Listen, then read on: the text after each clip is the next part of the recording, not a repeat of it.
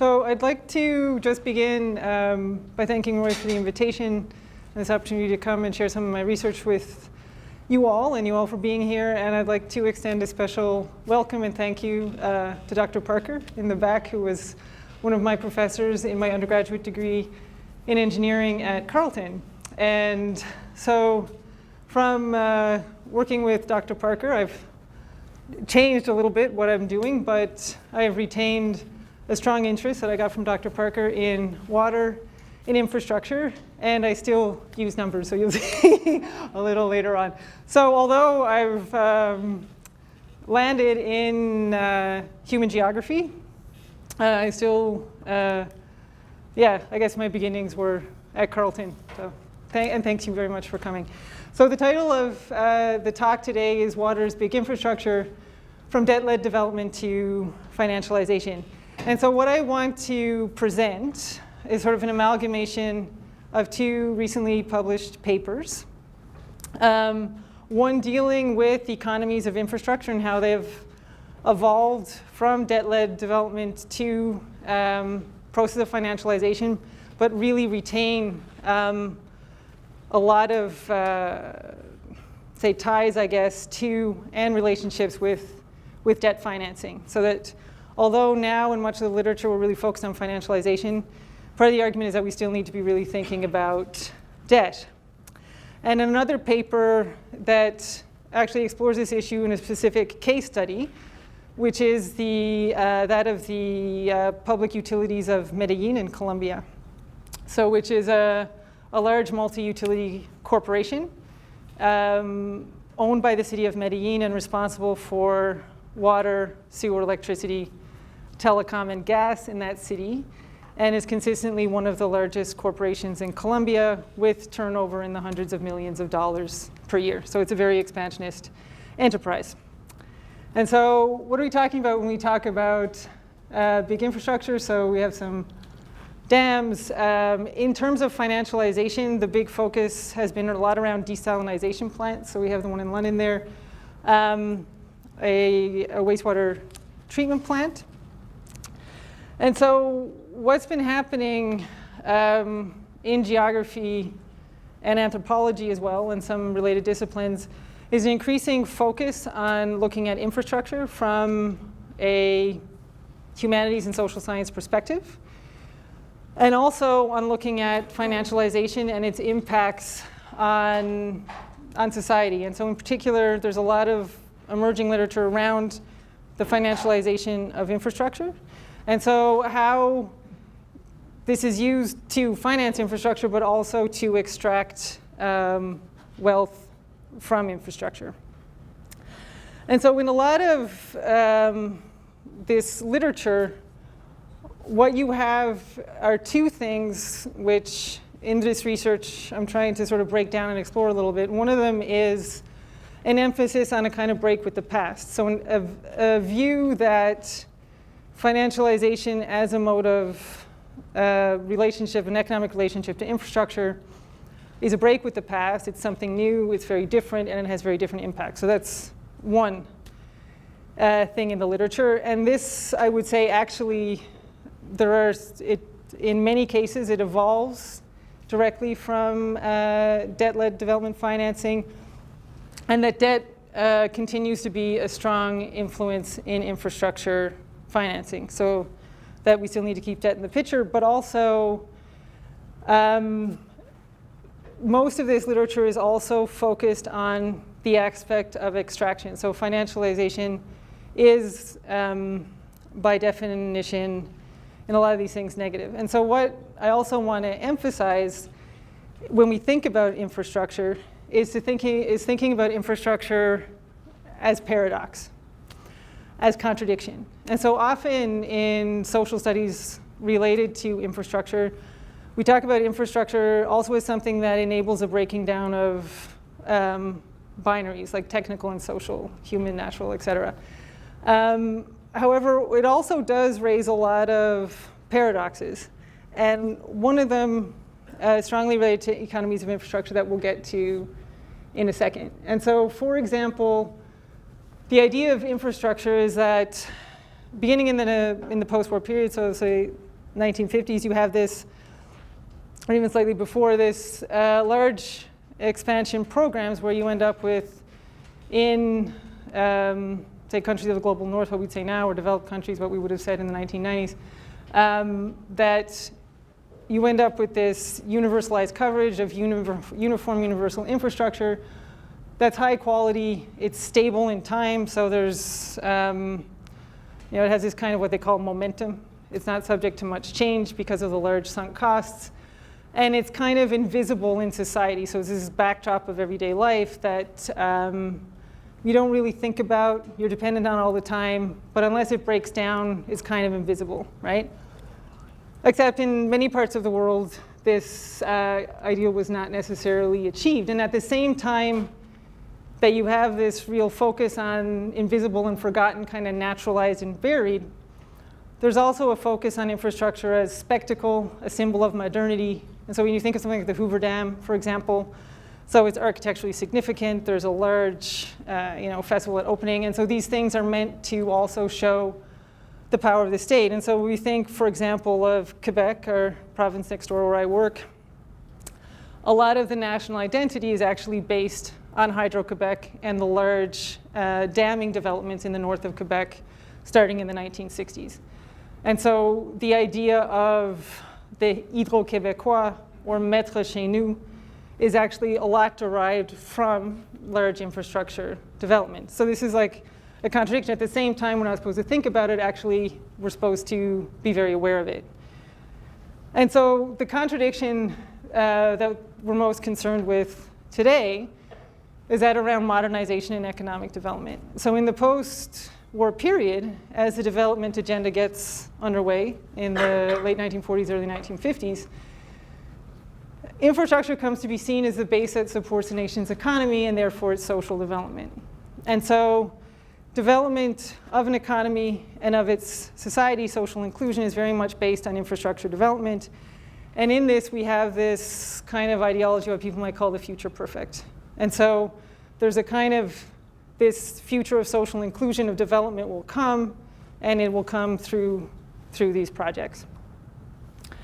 And simultaneously, what has been shown and lived in many parts of the world is that economies of infrastructure at the same time may foster economic growth, but also economic extraction, high levels of indebtedness, and then crisis, okay? And so at the same time that you do have infrastructure as a necessary agent of social inclusion and economic development, it also simultaneously acts as one of economic extraction, debt, and debt crisis, which we will come to shortly. And so the question then a little bit too is then how do you deal with these things that are contradictory and simultaneously true? And so David Harvey, who's an economic geographer, like a Marxist historical urban geographer. And so what he says around infrastructure's relationship, especially to urban economies, is that we have to sort of approach this paradox in a kind of Marxian dialectic of multiple vantage points, where things may be contradictory, but they can be simultaneously true and can't necessarily be resolved. So they're just kind of there together. And so what I'm going to do now is to take you through a little bit of this process of financing infrastructure, particularly in countries of the global south since the 1950s. So go through this kind of debt-led development and coming into processes of financialization to sort of give an overview. And so first off, relationships of lending from wealthier countries to Latin American countries does not begin in the post-war period, but as Barbara Stallings shows in her books, is like a successive recurrence of lending crisis since the 1800s. And so what happens in the post-war period is that a lot of this lending gets focused on infrastructure.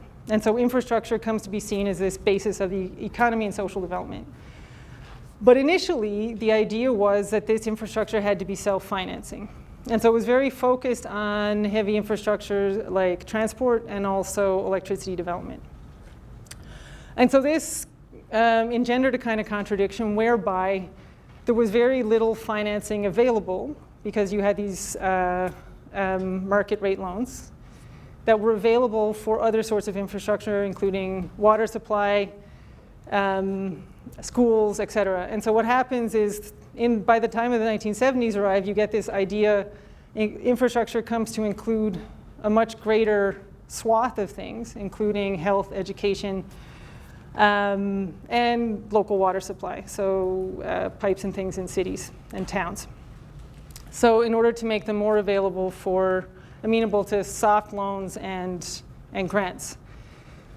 But then by the time neoliberalism happens, which starts in the 1970s as well, you go back very quickly to this idea that the loans need to be self-financing, that they need to be cost recovery loans, and that they need to be market rates. And so that all of this infrastructure lending actually needs to be repaid at market rates. And what you have is a kind of impossible situation, because what you have is a lot of these investments in areas where there's a low capacity to pay. So there's a lot of high income inequality, a lot of low income people, so there's lack of capacity to pay. The currency is what people call soft, so we'll get into that in a minute. So there's high levels of devaluation that drive up the cost of debt. And there's limited ability to cut costs because of the high levels of need and potential environmental externalities. And so what you have is a building up of debt. And so in his book, Encountering Development, Arturo Escobar talks about how by the time the 1980s roll around, this process begins really in the 1950s. By the time the 1980s roll around in Latin America, Latin American countries are collectively paying about $30 billion more each year in interest and fees on loans than they are receiving in new loans. And so the net, I guess, flow of resources is out of the countries that are meant to be developing, I guess. And so in her work, Cheryl Payer in The Debt Trap, she talks about, she refers to this system of debt-led development as a kind of Ponzi scheme. So what she finds is that, and this bears out in the empirical example that I'll show later, is that basically that loans are needed to pay off past loans. And so the system is based on the idea that the loans will never stop, right? And so once you get one loan, the cost of that loan actually can't be paid off through the benefits of the infrastructure itself, through its own cost recovery, et cetera. They're paid off by acquiring another loan, right? And so on. And so we'll get into that later. And so what it ends up is a thing that is only sustainable as long as the money keeps coming in. But of course, in the 1980s, what happens is the money stops, right? And so with actually the interest rate hikes and so on. And so what we have now around these issues, some debt is kind of, especially with the 2008 crisis and then what happened in Greece, there's a lot of new literature now on debt again. So there's kind of like a hiatus of talking about debt after the debt crises of the 1980s and 90s. And now with the crisis of the 2008 economic crisis and what happened in Greece, it's really back on the agenda. And so one of the things that, so this is a lecture that David Harvey gave actually in Stockholm where I was present. But one of the things that he argues is that now under contemporary capitalism, what he calls negative value, which actually means debt, has become an extremely important component, such that one needs to produce not for profit, but to pay down debt, right? And so that a lot of the wealth generation is actually about debt payment and not about, about wealth generation. And so with this, in this respect, there's an Italian scholar named Lazzarato. He writes a lot about debt. He has a book called Governing by Debt, and this other book, Life in Debt. And so in these two works, what he's essentially arguing is that basically the relationship with debt becomes a relationship a relationship of control that's extended in time, right? And so if you are indebted, which more and more people are, and we'll get to that in a minute, then your choices in where you work, where you live, become structured around repaying that debt. And so this debt becomes an element of control that functions in time. And so whereas prior, well, it's like when we think this is all getting now very social theory, but we think about Foucault. So he talked a lot about a society of control whereby you were controlled in space, right? So you have the prison, the home, the school, all these spaces where people go, where they are effectively under some kind of system of control, the prison. And so what this Lazzarato is saying is that this, with debt, the relationship control becomes one that's not in space, but is in time, right? So it's extended over time in your relationship to debts that often can never be paid off. And so we'll come back to that in a minute. And so these are some of the impacts of debt-led development in relation to infrastructure. And so one of the things that actually I forgot to mention about Lazzarato is then in the terms of governing what he calls governing by debt, what argues this also applies very much to utilities, right? And so then what happens when you see in this debt-led development, and we'll get to when we get to the example, is that actually what the debt does is it gives lenders like a lot of control over how the utility will be run and the governance of the utility. So there becomes a kind of governing by debt at the level of utility that also extends in time. And so these are other impacts of debt-led development on infrastructure. So this is a Colombian scholar, Maria Mercedes Maldonado, and what she says, and this is in the 1990s, is that the impact of debt-led development has two impacts on infrastructure service accessibility to low-income users. First, because you need new debt to pay past debt, you need another big project. And so the infrastructure development is focused on these large projects that you can get loans for, and not the smaller projects that would meet the needs of low-income people in cities. Then later, at the end of the 1990s, you have more pro-poor development, right? But at the time she's talking about, you're really only getting new loans for another big dam or like a water transfer, et cetera. And then the second thing is that these are very high-cost projects that lead to very high tariffs that then low-income people can't afford. So they're excluded in two ways, the type of infrastructure and then the cost of it. And so one of these things, the things that I think this can help to explain is in many countries of the global south, so this is research by Blomqvist and Nielsen, and they're particularly focused on Kenya, but what they talk about is how, so this is supposed to be your your European countries, North America, et cetera. And so what they say is you have vertical integration upstream and downstream. And so you have all your large dams and all this kind of stuff that's going to produce the water you need or the electricity, the big infrastructure. And then downstream, it's also, so downstream is meant to be in the cities and towns, everybody's integrated, everybody has access. And so whereas in the global south, you actually have all this vertical integration upstream, right? You have all your dams, all that stuff is done. You have all your large water transfers. You have all your electricity generating stations. But at the same time, within the cities and towns, you don't have complete integration. And so if we think of what Maldonado is saying, a lot of this actually probably revolves around the financing model, right? Which favors a large infrastructure, but not infrastructure access in towns. Also through the pricing model. I think, in the interest of time, I'm going to just skip that one. And so then the idea, so this is some literature on how then what the effects of this are in an urban environment. So we've been looking more large scale, so maybe at a country level.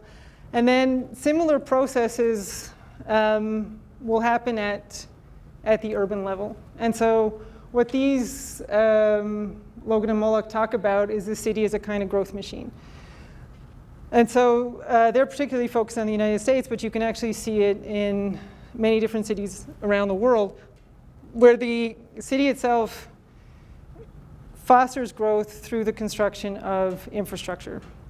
And that this is pushed through what they call growth coalitions, which involve municipal politicians, but also construction agencies, unions, and also the press. And so, because everybody can agree on sort of economic growth. And so this is encouraged through infrastructure development, which is also not only generates economic activity and jobs, but is meant to attract investment from outside in terms of companies that are meant to come and settle in your towns. And so what they argue is that this eventually leads to an infrastructural trap. And this is similar to what we're talking about in the Ponzi scheme, but more on a local level, in the sense that, and they borrow this idea, it's actually originally an environmental idea from a man named Donald Worster that was focused on the irrigation infrastructure that was developed in the southwestern US. And so what he argues is that you do one infrastructure development, like a canalization, right, of water, to bring water to some agricultural area. And this creates environmental problems, right? It creates a lack of water in another area, probably creates some salinization. And then you need to build more infrastructure to correct the problems that have been caused by the original construction. And that this goes on in a cycle, what he calls the infrastructural trap. And so what these people do is they apply it to economic conditions of investment.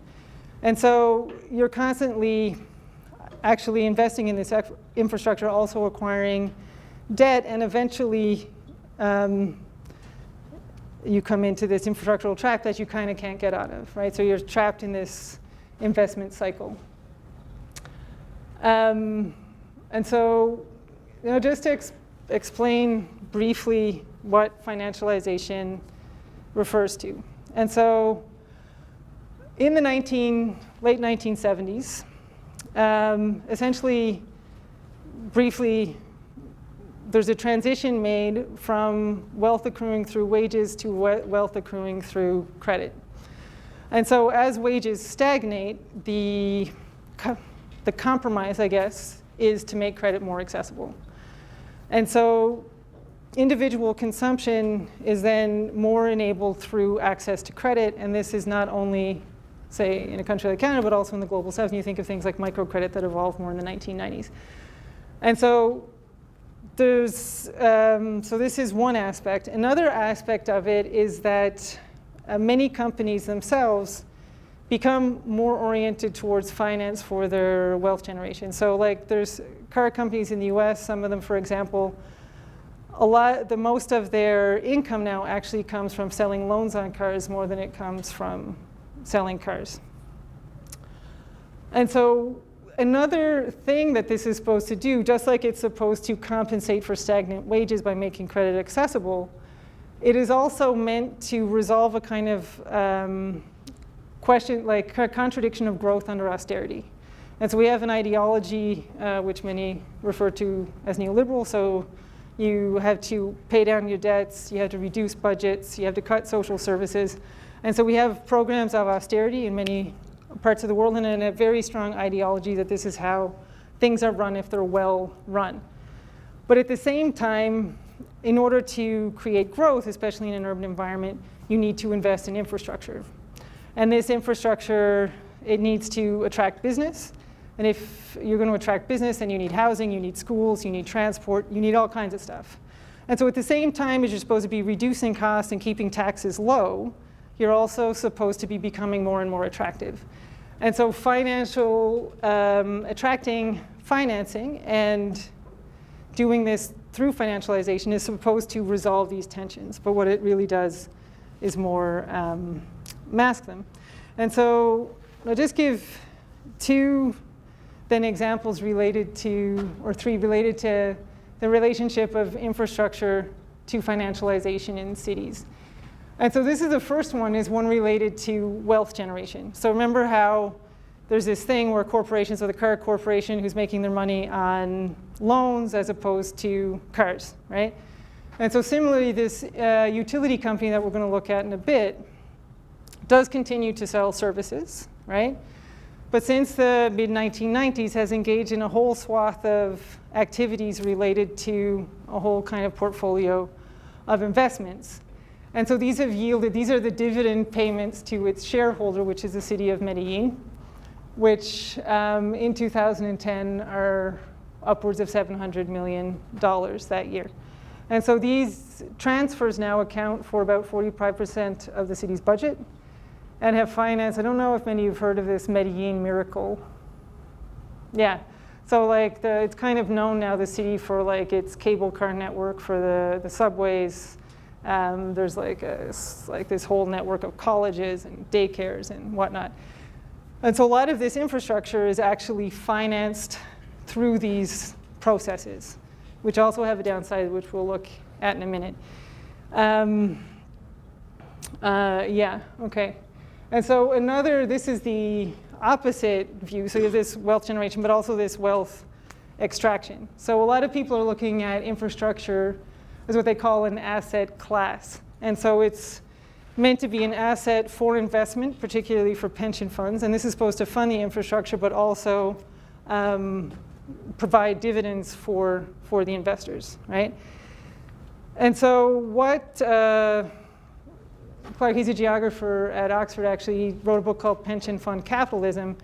And what he argues is that basically because the risks of investment in infrastructure are so high, so because of its extended in time, there's a very long-term investments, there's unpredictability to technical change. So you don't know if something can become obsolete. So for example, a couple of years ago, I biked along the Canal du Midi in France, and they have all these like pont canals, these bridges that have a canal. It was very impressive. It was obsolete a couple of years after it was built because trains came along, right? And so this is, these are sort of the precarities of investing in infrastructure, right? So what Clark argues is actually that the rates of return that they'll need to promise will be so high that basically contracts will be continually renegotiated. So you might sign contracts, I say, for a port, desalination plant, toll road with an investment fund, but that these contracts will continue to be renegotiated because the risks inherent to investing in infrastructure are so high, and that this will pose social problems around finance as a way of funding and gaining revenue from infrastructure. And so one of the things actually too, so there's two ways that people note that this wealth then can accrue from the infrastructure. One, so Meek talks about ratepayers as a human revenue stream. So through increasing rates, you can extract these funds. But actually, more interestingly, these scholars, actually they're economists, talk about how basically, in general, when governments tender infrastructure projects, they underprice them because they misunderstand where actually the revenues are coming from. And that the revenues aren't actually coming from the infrastructure anymore, but all the financial operations around it. And so, for example, the debt and interest rate swaps and stuff like this. Also the what do you call them, the fees and things like this. So this is actually, he argues, where the money is actually being made around these manipulations, also around debt repayment times and things like this. So that the projects are often underpriced. And so what the critiques of this are that you often end up with infrastructure that is overdimensioned and unnecessary. And so, for example, the desalination plant in London is usually used as a prime example of this, right? So that you're actually looking for projects that can be financed rather than projects that are maybe necessary. But if we look to what we talked under debt-led development about how actually you need new debt to pay off past debt, which requires a new project, then this is not necessarily new. It's a different version of what we have under debt-led development. It's that it's undemocratic because these financial investors are kind of dispersed and you don't know who they are and this kind of thing. But we also see under debt-led development that what we get is a kind of governance by debt, right? So where the debt holder can impose real restrictions on how utilities are run. That is geographically limited, so there's not a lot of financial investment in infrastructure projects in the South, because obviously also of the risks of return. And that what Langley argues actually is that all of this is actually driven by governments. And so what he finds is that they have a big infrastructure financing program in the United Kingdom. And basically, it's kind of because they've painted themselves into a corner under austerity. So because it's austerity, they're not really allowed to spend, so they have to get finance capital to invest in order to rebuild the infrastructure that's crumbling or whatnot. But what he finds is that finance is not that interested. So what happens also in a lot of these projects, and this is what Clark predicts, is that governments really have to give special conditions to financial investors in order to protect their investment, to ensure that debts are repaid. So any kind of debt-led financial investment is also kind of guaranteed. There'd be very low risk. And so that on the one hand, the government is kind of going around trying to create the conditions for this to happen, and also creates the conditions that makes it necessary through austerity. All right, and then the final, I think we're arriving at the case study. And so this is an author whose work on navigation infrastructure on the Hooghly River in India ties debt-led development directly to financialization. And so what she argues is that the increasing cost of debt that you have under this kind of development becomes a justification for austerity, which I think we've seen actually also in Canada, right? So you need to pay down your debt and all this kind of stuff, so you need to cut costs and so on. And that infrastructure then becomes a source of wealth extraction. And in her case, through this financialization, it becomes a source of wealth extraction also because you get the investments and then don't invest in the infrastructure. And so what she says is it leads to what she calls infrastructure of austerity, whereby it just becomes increasingly, I guess, decayed and non-functional. And so people who work in navigation on this river have to go to old, obsolete infrastructures, revive them in order to sort of compensate and keep doing their jobs, which increases danger. And so in cities close to home, so in Michigan, typically closer examinations of recent water crises in these cities have shown the impact actually of debt financialization on these crises. And so what has happened, and this is a little bit what we'll look at in the example, are so a number of these cities, so particularly Detroit, Flint is a slightly different case. There's another city also called Hyde Park, Michigan, which has had a very similar experience, whereby suddenly water prices shot up. So they don't have these contamination problems necessarily like Flint does, but prices suddenly went through the roof. Like, prices in $1,000 a month or even more for basic water fees. And so what they find is actually that in particular in the case of Detroit, that the bankruptcy of the utility actually came through attempting to manage debt through financialization. So through interest rate swaps, which try to bet on changing interest rates in order to essentially lower the cost of the interest that you will pay on your debt. But when you lose on that, you pay more. And so basically, I can't remember the number off the top of my head, but where the debt becomes insurmountable is actually through this process of interest rate hedging. And so through that, then you get massive price increases to try to pay this down, and water cutoffs. And in the city of Highland Park, it actually went so far in order to try to get people to pay these really unaffordable water bills in low-income communities as well. Then what they did first, in order to try to force people to pay these bills, they would then threaten child removal from homes by saying that you're not providing an adequate home because you're not providing water because water's been cut off. And then actually repossessing homes by tying your water debt to the property tax. And then you have unpaid property tax, and the municipality can repossess your home. So it can have quite drastic impacts. And so I only have 5 minutes left, or do I have a little bit more? 5 minutes. Okay, so we'll do this relatively shortly. We won't maybe get into the case study that much. And so the impact that I want to talk about talk about in the second paper that was part of this talk was that on utility tariffs. And so this is a quote from Margaret Atwood in her book Payback. She did the Massey lectures in 2008, and she did them on debt. It's very interesting. Anyway, she says, the debts that trickle down from large debtors may not in themselves be large, but they are large for those upon whom they trickle. And so what she's making a kind of play on trickle-down economics, right? And so she's saying the trickle in trickle-down economics emphasizes the fact that we don't expect much wealth transfer, right?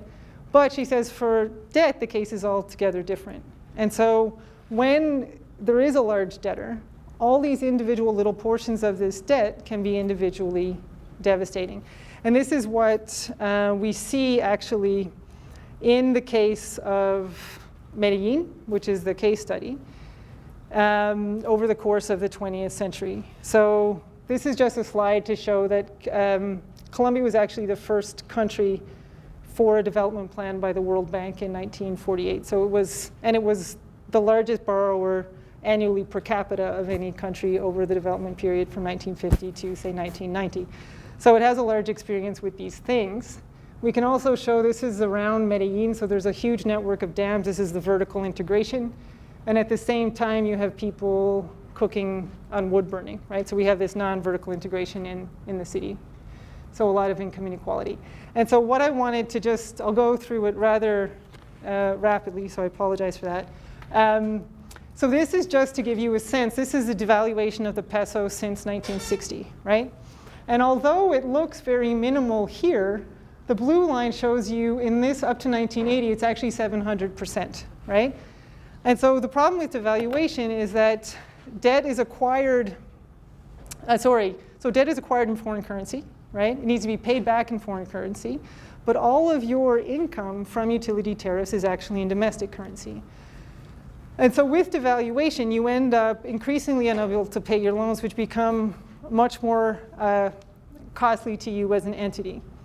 And so the thing that happens I'll explain this in a bit detail after. The thing that happens in Medellin, they get their first loan for infrastructure in 1960. By 1962, they already have a problem with debt payment because of devaluation. And how do they resolve that? They get another loan, right? And this process starts right from the beginning. And so we're used to talking about the 1980s debt crisis in Latin America, but this is something that's building from the very beginning, from the very first loans, and when devaluation hits. And so what this graph tries to show, and it can be read in 2 moments, is basically up to 2000. So these are the impacts, these yellow bars are the impacts of devaluation in those years on the long-term debt. And so you can see this is the increasing long-term debt and the change in long-term debt in the given year. So in any given year, devaluation by itself can be greater than or equal to what they were able to pay down or what the increase was. And so devaluation becomes an incredibly important part of the story, and debt management over this period is the key element of full cost recovery. So that's another point of this, is that in debates about full cost recovery, even from those who critique it, we very rarely ever, if ever, mention debt, right? But in this case, full cost recovery is imposed in the 1970s precisely to recover debt. And so what Laura Baer says is that many of the things that we talk about as neoliberal actually can trace our origins back to debt and debt management. And this is the case for full cost recovery. And so we'll get to that in a minute. And what changes in 2000 is, and this happens in many countries in the global south in the mid-2000s, is they move to debt financialization in order to try to manage it. And so what they start to do is to issue bonds also to generate revenue, generate investment, but also engage in peso dollar swaps or different types of derivatives in order to hedge against devaluation. But what happens is that they lose about $800 million by 2012. This is a cumulative line on losses in derivative instruments. And so in their own literature, they'll talk about how this is not new debt, right? This is the rhetoric, but it actually is counted as liabilities and forms new debt and stuff that you need to recover. And so this next graph can also be read in two moments. And so the top line, the operational expenditures, so these are the costs that the utility estimates it has. And then the cost of service provision. Operational income. This is operational income. So this is a proxy for tariff, income from tariffs, okay? And so what we can see in this graph, especially, is the impact of devaluation here and the rising tariffs. And so if you look in the utility reports and you read them, this is exactly what they're talking about. So the tariffs are being raised in order to pay this down. And then what's interesting here, what happens in 2000, is they adopt activity-based accounting. And what activity-based accounting does is it allows them, so it's a form of accounting where basically things that used to be considered, very generally, overhead costs are now divided for all your activities, right?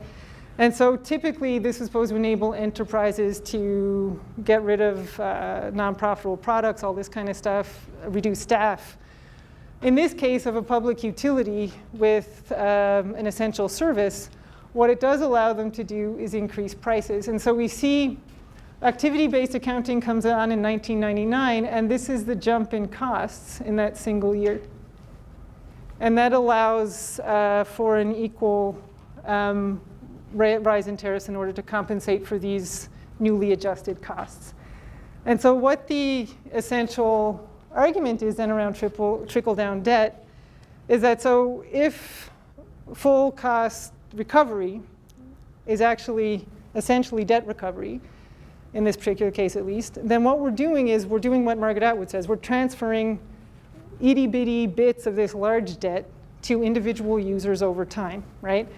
And actually, this jump in indebtedness, so this is user debt to the utility right here.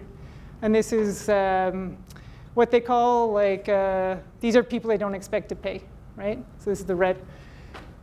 And so, arrears of more than 3 months. So this here, they acknowledge this jump in indebtedness to the utility is actually directly related to debt servicing in that year. And so this is in the utility reports. And so what we have here too is with activity-based accounting, we do have a significant rise in indebtedness to the utility, which transfers. Before 1994, they didn't used to actually cut people off. They just collect a notion of what their debts were, account for it, but not charge them, not cut them off, not cut the services. Since 1994, by law, you're required to cut services to those who don't pay. In 1994, 84,000 people were cut, and it's all in the poorest neighborhoods. And so in Colombia, all the neighborhoods are divided up into what they call income strata, which allows cross-subsidization. And so 1, 2, and 3 are the lowest income, and this is where all the cutoffs are concentrated. And so if we look at this graph as well in a more recent period, this is also so what it shows. So like a high level of service cuts, and then indebtedness to the utility. And then so what they've also then instituted in order to recover this debt are smart metering. So what you do is you get prepaid metering, electricity, and they're introducing it in water as well. And so you buy a card to reactivate your electricity once you have run out of money. But each card, 10% of what you buy goes to paying down your debt to the utility.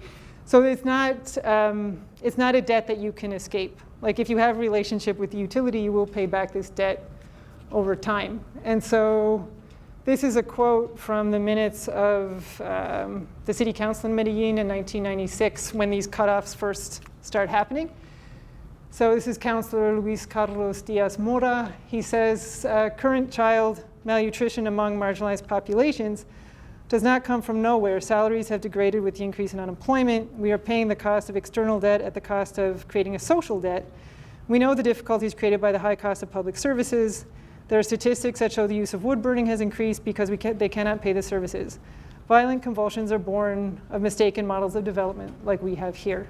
And other writers at the time did predict that that utility services had been a way to avoid social conflict in Colombia, and this increasing lack of access would have the opposite effect. And so this is just a closing pictures of some of the features of the case study. And I'll leave it at that. Thank you very much. Thank you very much. We have time for questions.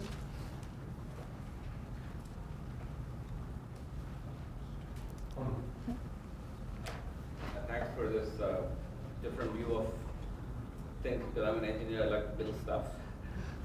I'm an engineer, I like to build stuff. Yeah. And now I'm seeing what could happen in other sense. But how much of this is honest bad management, and how much is it corruption? Right, okay. So the question, I have to repeat your question for the recording, sorry. So the question is like how much of this is bad management versus corruption?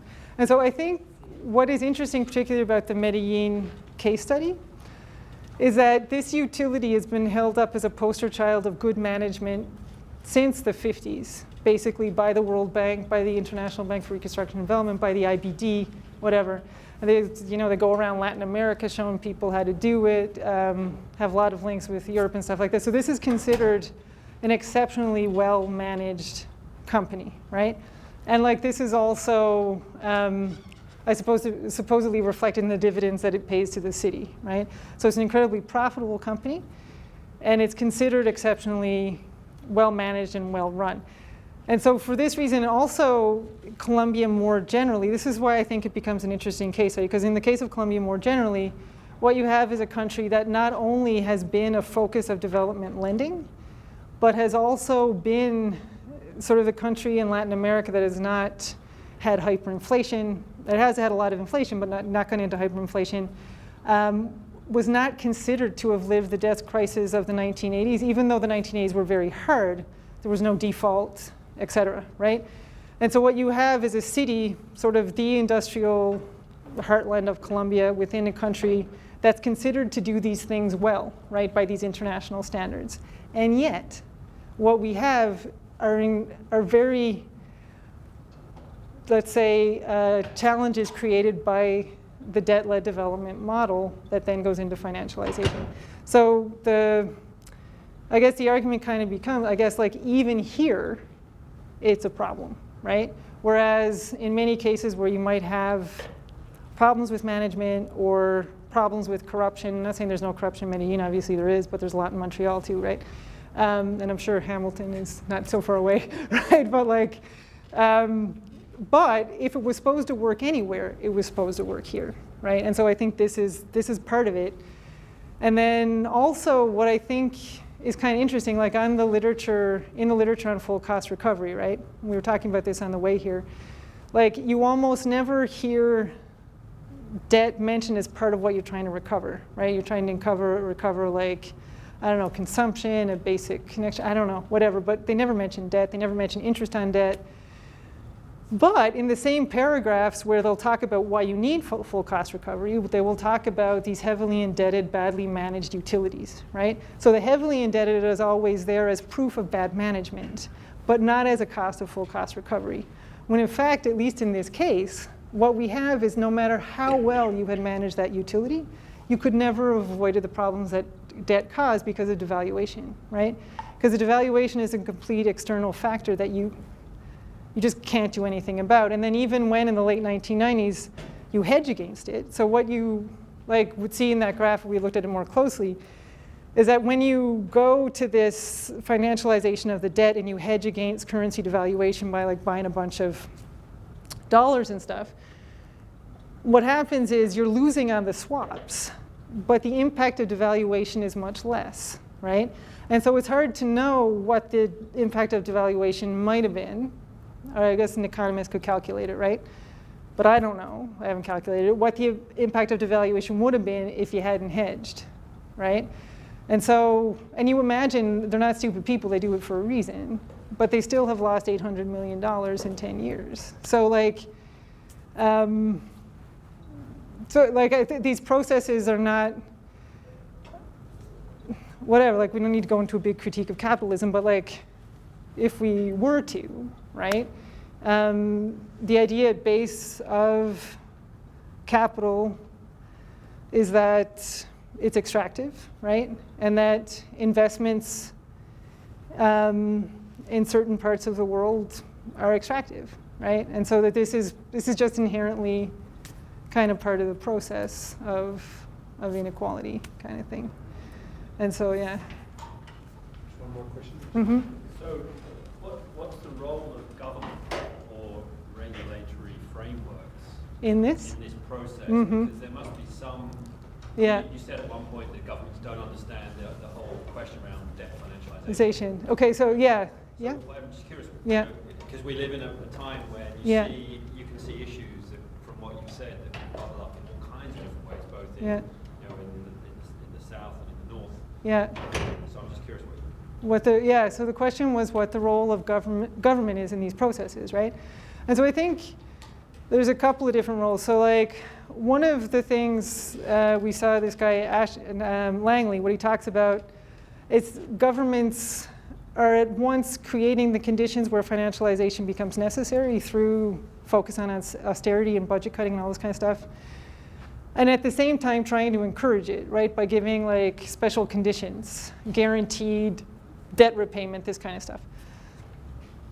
And so on the one hand, they're kind of playing this regulatory role that governments play in the economy, right, to ensure its functioning and all this kind of thing. And on the other hand, they're creating the conditions. And then as you said, there's other research that shows that at least at the local government level, when you do these tenders, that you don't really understand how to cost them because you don't really understand where the money is coming from, that how the wealth is generated from the project, that it's not really through user fees, but it's actually through all these different financial instruments.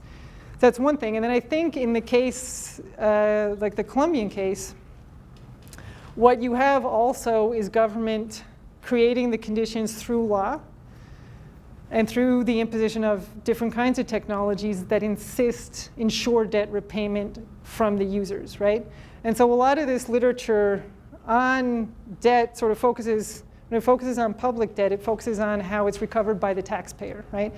And so it's recovered through taxation, but also through cuts to services and these kinds of things, right? And so in this way, this debt is spread out through the population to be recovered.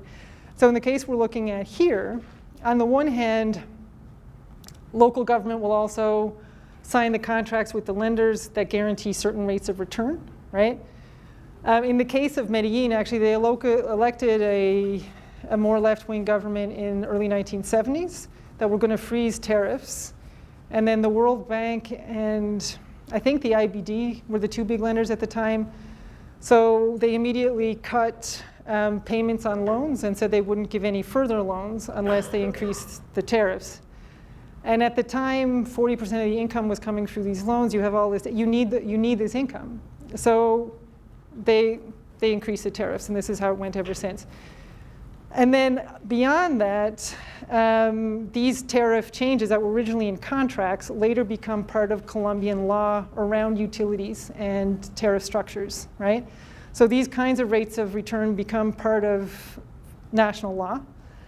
And then at the local level, what then you also do is put in and then the other part of these laws is that insisting on cutoffs, right? So it becomes in law that if you don't cut off people for non-payment, that the central utility regulator can actually take over the utility, liquidate it, and sell it, privatize it.